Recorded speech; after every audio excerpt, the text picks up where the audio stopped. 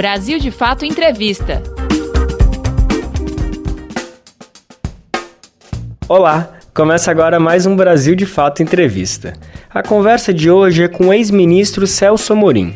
Ele foi 2 vezes ministro das Relações Exteriores durante o governo de Itamar Franco e do ex-presidente Lula e ministro da Defesa do governo da presidenta Dilma Rousseff. Na entrevista, ele fala sobre a importância das Forças Armadas para a soberania do Brasil, mas critica o papel que elas têm assumido no governo de Jair Bolsonaro. O ex-ministro também comenta sobre a presença do militar brasileiro no Comando Sul dos Estados Unidos e lamenta a submissão total do Brasil ao país norte-americano. Confira. Forças Armadas no poder. A função fundamental das Forças Armadas é defender a soberania nacional. Se fosse um ou outro militar que tivesse no governo, uma opção pessoal, passando para a reserva, inclusive, necessariamente passando para a reserva, sobretudo esses que têm função mais elevada, eu não acho que necessariamente todos tenham que passar, mas quem está em função elevada, em função de mando de político, teria que ter passado para a reserva. Bom, fosse um ou outro militar que tivesse uma visão diferente, isso já aconteceu na história, isso não é uma coisa assim extremamente grave. O problema é que hoje, seja por que motivo for, é uma análise que se pode fazer, eles estão as Forças Armadas ficaram organicamente ligadas ao governo. Primeiro porque, digamos, são muitos militares, então, e muitos nas chefias, não são só os 6 mil que estão distribuídos, muitos como titulares de ministérios, ou ainda que interino num caso, mas são muitos. Então é inseparável, digamos assim, a ideologia, ideologia no sentido de conjunto de ideias, vamos dizer, que trazem os militares do que faz o governo, é impossível separar. Militar brasileiro no Comando do Sul dos Estados Unidos. O fato de termos lá um oficial general, que hoje é um brigadeiro, o primeiro acho que foi do Exército, um brigadeiro servindo no Comando Sul dos Estados Unidos. No Comando Sul, gente, não vamos ter ilusão, o Comando Sul é o exército voltado para o quintal, como os americanos veem. E eles falam quintal não é pejorativamente, não, eles falam quintal estrategicamente, como eles se referem talvez ao Cazaquistão, ou sei lá, qualquer outro país, não sou eu que estou dizendo, de modo que eu não quero ficar mal com o Cazaquistão nem com ninguém do ministro exterior, como o quintal da Rússia. É uma maneira de expressar geopoliticamente. Então, para eles, é o quintal, tanto que eles têm um Comando Sul. O Comando Sul é para se deter aqui. E aí eles põem sob a capa de combate ao narcotráfico, outras questões que, aliás, os nossos militares jamais no passado aceitaram. Eu fui ministro das Relações Exteriores com o governo Itamar Franco, na época não tinha ministro da Defesa. Então, quando veio o secretário de Defesa norte-americano aqui, ele visitou os 3 ministros, na época eram ministros militares, mas o anfitrião fui eu. Eu conversei, convidei para o almoço, era o Bill Perry, era um homem até bem inteligente. E ele veio com uma missão que era, digamos, que as Forças Armadas brasileiras se voltassem para o crime organizado, que era uma grande... Tinha acabado a Guerra Fria, não interessava mais a Rússia, não tinha ressurgido a ameaça do comunavírus, vamos dizer assim, para usar expressões que estão usando hoje, ou do Partido Comunista Chinês, como dizem lá nos Estados Unidos. Então, o problema era o crime organizado. E os nossos militares, aí sim, os militares resistiam muito a essa ideia, porque a ideia deles era defender o país, uma coisa muito adequada, de ameaças externas, não entrar numa questão policial. Então, agora, mas só que quando você vai para o Comando Sul, tem uma mistura total dessas coisas, e uma mistura muito negativa e usada para justificar o intervencionismo na nossa região. Veja bem, a não intervenção, a autodeterminação dos povos, além da independência do Brasil e várias outras coisas, não são definições de um ministro das Relações Exteriores. Não é porque o Santiago Dantas disse, ou porque outros disseram, está na Constituição brasileira, artigo 4, são princípios que regem as nossas relações internacionais.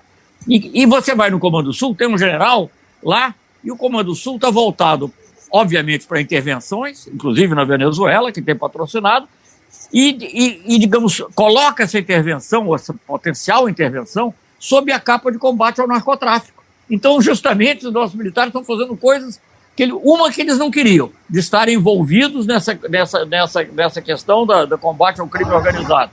Não envolvidos lateralmente, como naturalmente eles poderiam estar, mas umbilicalmente, sob a tutela norte-americana.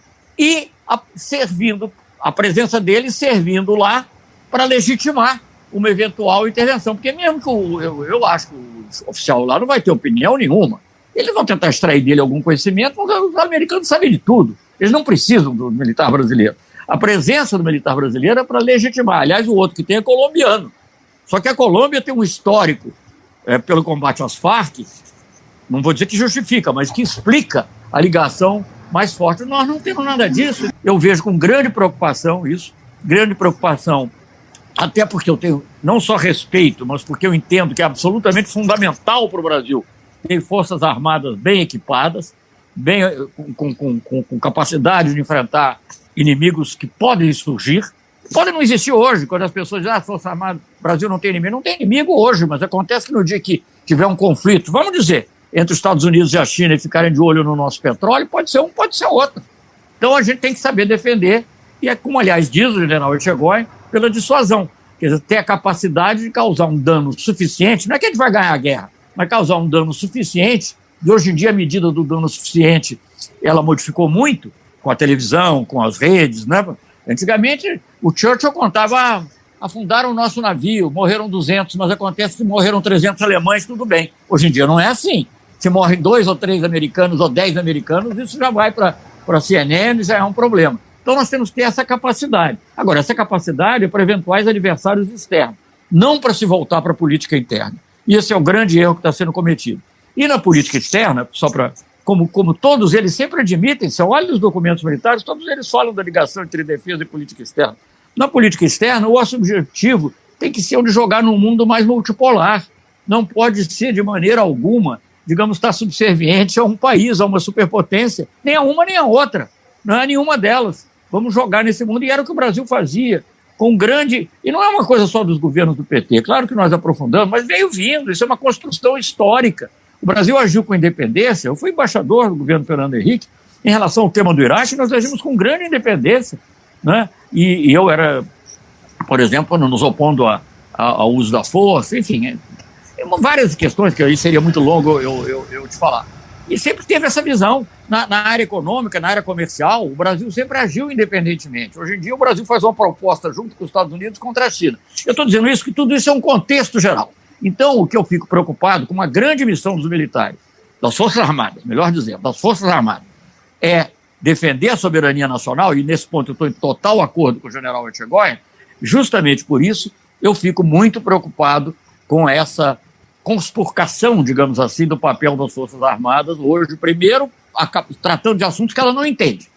Se eu tivesse lá um militar na saúde, num posto de segundo ou terceiro escalão para cuidar da logística, até posso entender. Só que hoje não é assim. Você tem lá um ministro interino, mas que já está há 3 meses. Aliás, até isso é um fato grave, porque você não ter um ministro titular da saúde, quando você tem a maior crise sanitária da história do Brasil, você não ter um titular da pasta já é um escândalo. Mas, enfim, é ele que está cuidando. E, obviamente, ele não entende nada. Então, eu fico preocupado, porque aí eu vejo uma contaminação, infelizmente, que está ocorrendo, coisa que não ocorreu. Eu nunca vi uma submissão igual, nem no governo militar, nem durante a ditadura houve coisa equivalente. Nunca, nunca. Então, eu fico espantado, e aí é que eu acho, terminando o comentário e voltando à sua pergunta, que haja essa submissão. Porque não adianta, não há como separar mais. Eu, no início, eu tenho amigos, então, hoje em dia até não os procuro muito para não criar problema para eles, mas eu tenho amigos, sobretudo, que já estão mais velhos, né? E que eles diziam, não, mas esse não é um governo militar, no início do governo, é um governo com militares. E eu até achava que dava para aceitar o argumento. Mas, gente, com o número que tem, de cargos importantes, os cargos que estão sendo usados, e a relação imediata com a ativa, infelizmente, porque o sujeito acabou de sair, vai ser chefe da Casa Civil, o outro está ainda na ativa e é ministro da Saúde, enfim. Então eu acho que infelizmente está havendo essa contaminação. Eu acho isso muito ruim para o país, mas muito ruim para as Forças Armadas. Eu não concordo com as pessoas que escolhem só criticar os militares. Eu acho que isso é um erro. Você pode fazer uma análise sociológica, saber por que eles se situam mais à direita, ou mais ao centro, ou mais isso, ou mais aquilo. Eu acho que é uma análise válida e científica para fazer. Mas eu acho que nós não podemos dispensar as Forças Armadas. Nós temos que lidar com ela. Eu acho que é importante que elas estejam compenetradas, que a missão delas é defender o país, defender não só as fronteiras, mas defender, se colocar no mundo de uma maneira que o Brasil tenha independência, né, e que possa atuar de acordo com as políticas que são definidas e com os princípios da Constituição. Recursos para as Forças Armadas. Eu lutei muito por recursos para as Forças Armadas. E não é fácil. A presidenta Dilma tinha uma boa compreensão, mas você sabe, é uma disputa. Quando você vai dizer, como é que eu vou dizer que o dinheiro disso vai entrar no lugar daquilo? E é difícil as pessoas compreenderem, porque como não veio uma ameaça imediata, não veio. Mas enfim, voltando. Os países que têm projeção no mundo têm programa espacial. A Índia, que estava muito atrás da gente quando nós fizemos um acordo com a China lá sobre satélites há 40 anos, 30, 40 anos atrás, a Índia já mandou foguete para Marte. E o Brasil não consegue mandar um foguetinho para botar um satélite. Um programa espacial, como um programa nuclear, como um programa em cibernética, você tem que fazer com o dinheiro do país. Custa caro? Custa. E nisso eu concordo com o general Etchegóia. Tem que fazer com o dinheiro do país, tem que ter dinheiro para isso. Eu sempre defendi, eu sei que agora até está sendo muito criticado, e eu acho que o momento é extremamente inoportuno para falar disso. Mas eu sempre defendi que o Brasil tivesse também 2% do PIB investido nas Forças Armadas.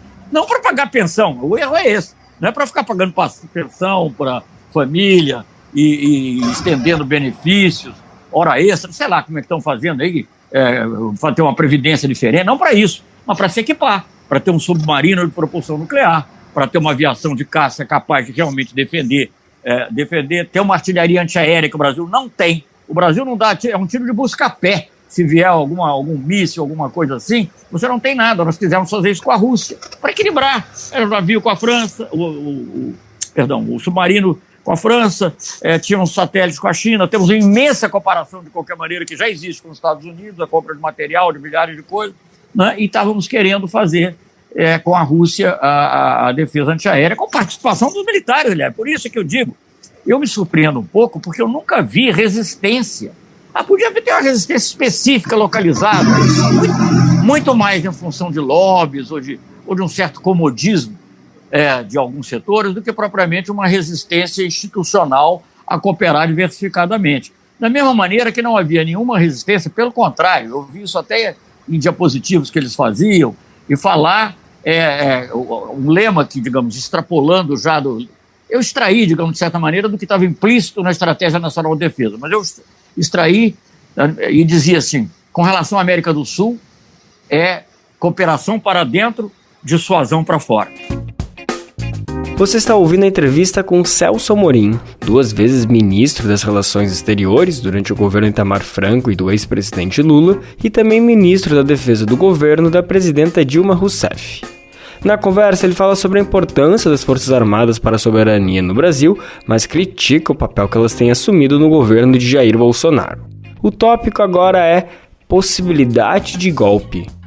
Eu jamais poderia pensar, enquanto eu estava lá no Ministério, não por eu estar lá, mas pelo contato que eu tinha e ver que os militares fossem se envolver em algum tipo de golpe. Jamais. Eu não acho que eles estavam ali sequiosos para dar um golpe. Não vejo.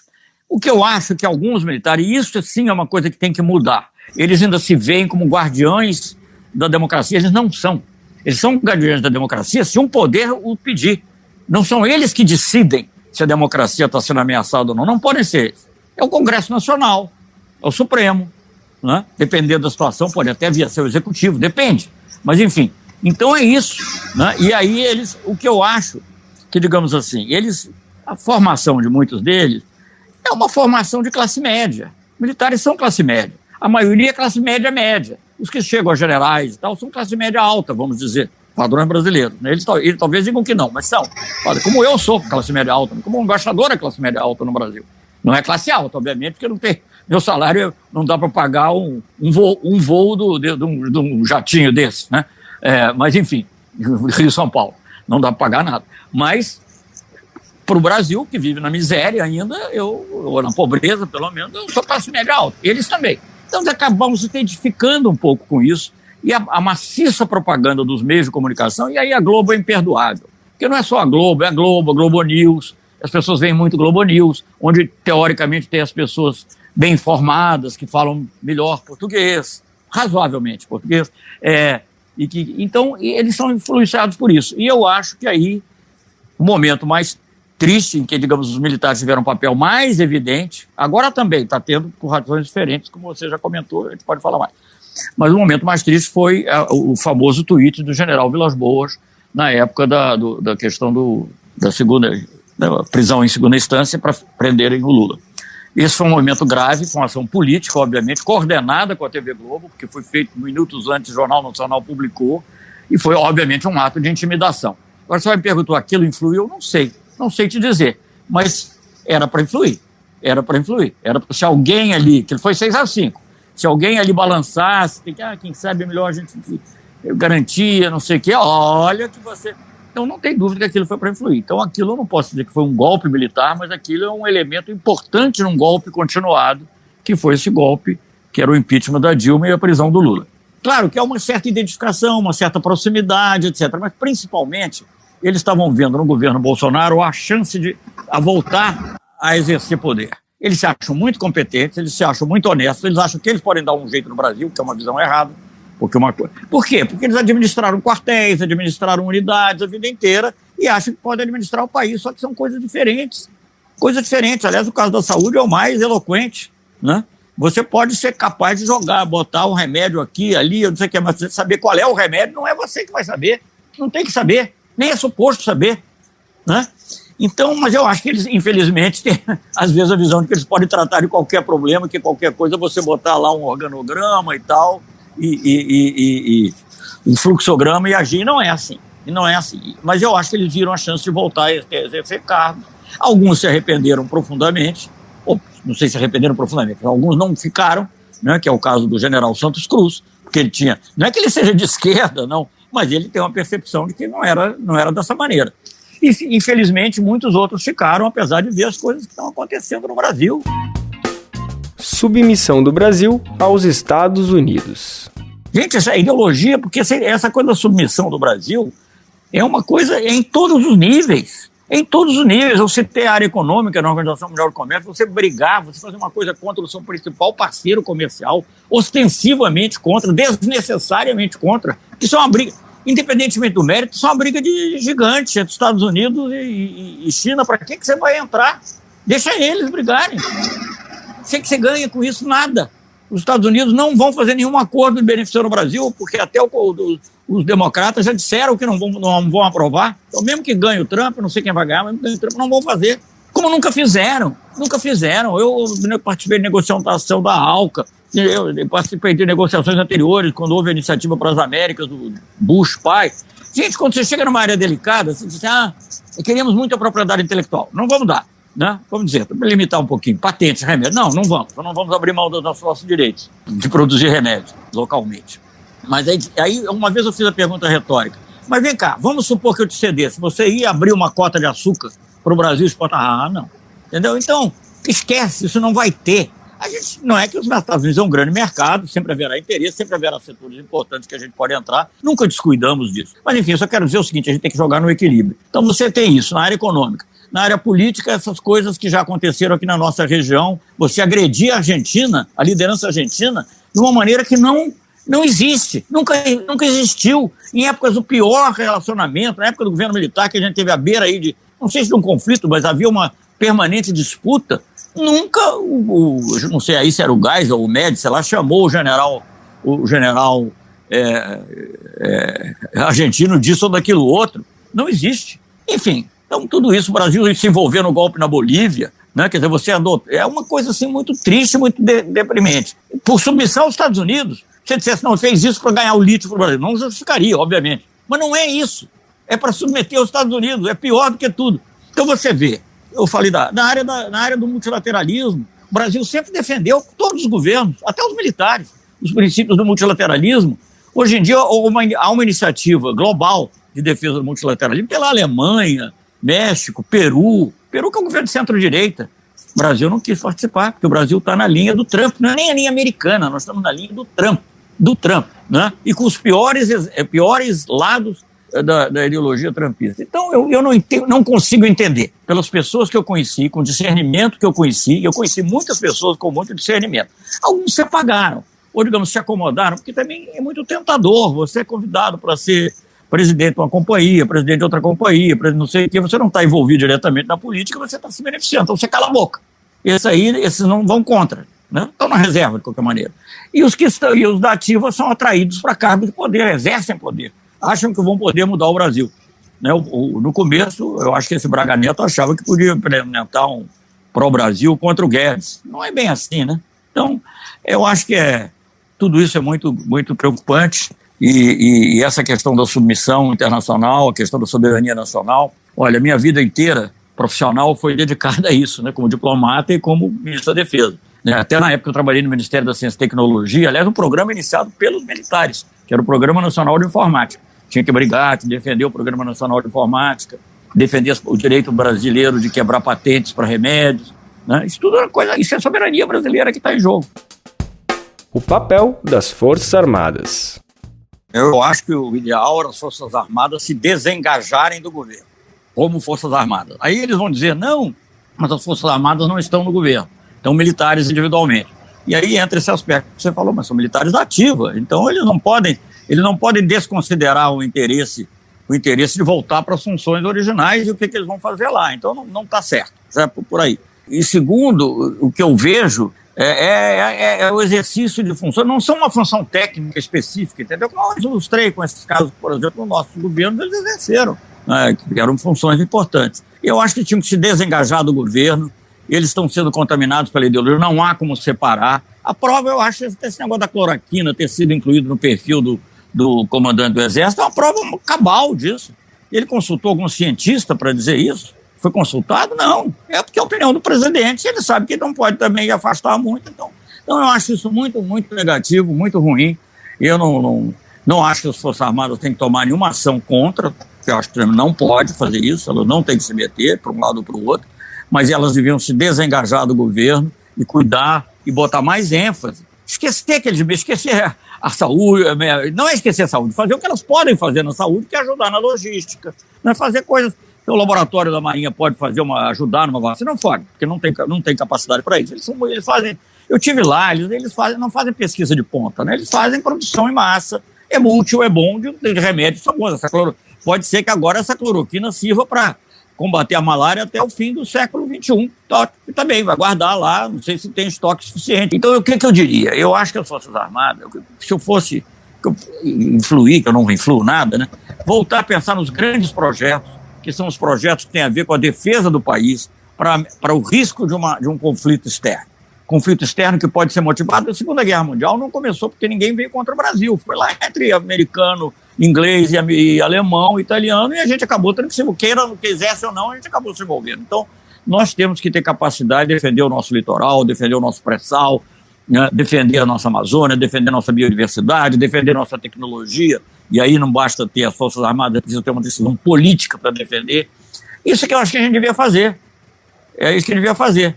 Agora, não tem nada disso, né? Não tem nada disso. Então, eu acho que sair da parte interna.